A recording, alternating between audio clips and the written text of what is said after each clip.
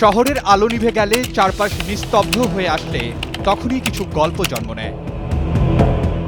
সেই গল্পে থাকে না চিৎকার, থাকে না সাহায্যের ডাক, থাকে শুধু অদ্ভুত নীরবতা। সাভারের এই গল্পটিও ঠিক তেমন অন্ধকারের ভেতর ধীরে ধীরে তৈরি হওয়া এক ভয়ঙ্কর বাস্তবতা। সাভারের ৬টি খুনের ঘটনায় আটক হওয়ার পর ভবঘুরে এক ব্যক্তি পুলিশের জিজ্ঞাসাবাদে জানায়, কোনো পাগল বা ভবঘুরেকে অনৈতিক কাজে জড়াতে দেখলেই হত্যাকে সে 34 বা সানডে মানডে ক্লোজ নামে ডাকত। তার কাছে খুন ছিল কোনো অপরাধ নয়, বরং এক ধরনের নেশা। 2 মাস পর পরই দেখা যায় যে এখান থেকে যে লাশ বাইর করতে, এর জন্য আমরা তো দুঃখিত। আমরা এই জায়গায় ভয় আতঙ্কের মধ্যে আমরা এই জায়গায় থাকি।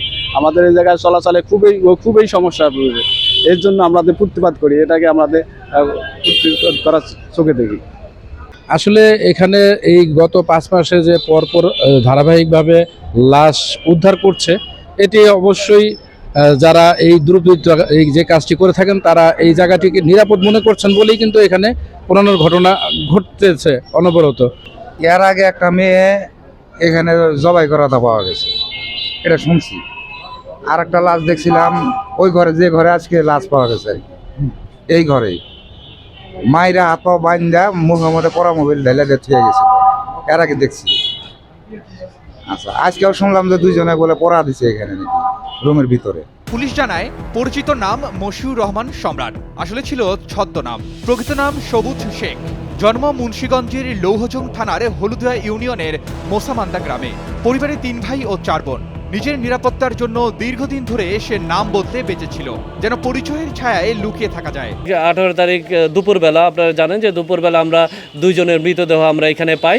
এই মৃতদেহগুলো পাওয়ার পর আমরা যেহেতু সিসিটিভি ফুটেজ আছে, আমরা সিসিটিভি ফুটেজগুলো বিশ্লেষণ করি এবং আমরা সিসিটিভি ফুটেজে বিশ্লেষণ করে একজনের অবয়ব আমরা লক্ষ্য করি, যাকে আমাদের সন্দেহের তালিকায় নিয়ে আসি এবং তার নাম সে মশিউর রহমান খান ওরফে সম্রাট বলে তাকে নিজেকে পরিচয় দেয়। 2025 সালের 4 জুলাই এক বৃদ্ধকে হত্যার পর সে আশ্রয় নেয় পৌর কমিউনিটি সেন্টারের পরিত্যক্ত ভবনে।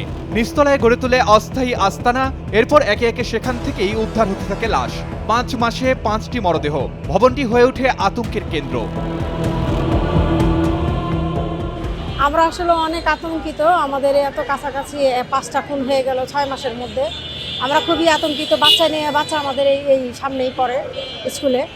তো আমরা আসলে খুবই ভয়। এত কাছাকাছি, থানার একটা খুব কাছাকাছি, থানা, স্কুল, কলেজ, তারপরে এখানে হলো সেনাবাহিনীর ক্যাম্প আছে। এত কাছাকাছি থাকা সত্ত্বেও একটা প্রেস ক্লাব সামনে, মানে এই যে দিনের পর দিন এখানে যে 5টা মার্ডার হয়েছে 6 মাসে, এটা আসলেই খুব মানে বিস্ময়কর একটা বিষয়। পুলিশ নিয়মিত নজরদারি চালালেও প্রমাণের অভাবে তাকে ধরা যাচ্ছিল না। এক রাতে পরিদর্শনের সময় তার বিছানায় এক কিশোরীকে শুয়ে থাকতে দেখা যায়। কিশোরী জানায়, 3 দিন আগে সেখানে এসেছে ও তাকে ভাই বলে জানে। পরের রাতে সেই কিশোরী সহ 2 জনকে হত্যা করা হয়। মরদেহ পুড়িয়ে ফেলার পরও সত্য লুকানো যায়নি। সিসিটিভি ফুটেজ ভেঙে দেয় নীরবতার দেয়াল। আমরা খুব অল্প সময় তাকে আমাদের হাতে পেয়েছি।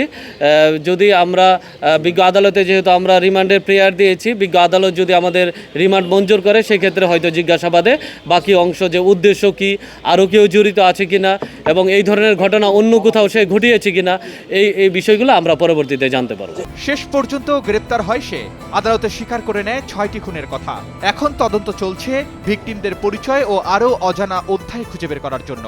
অন্ধকারের আগে আলো আসে, এই আশাতেই এগোচ্ছে সত্যের অনুসন্ধান। Arman Ali, Daily Sun.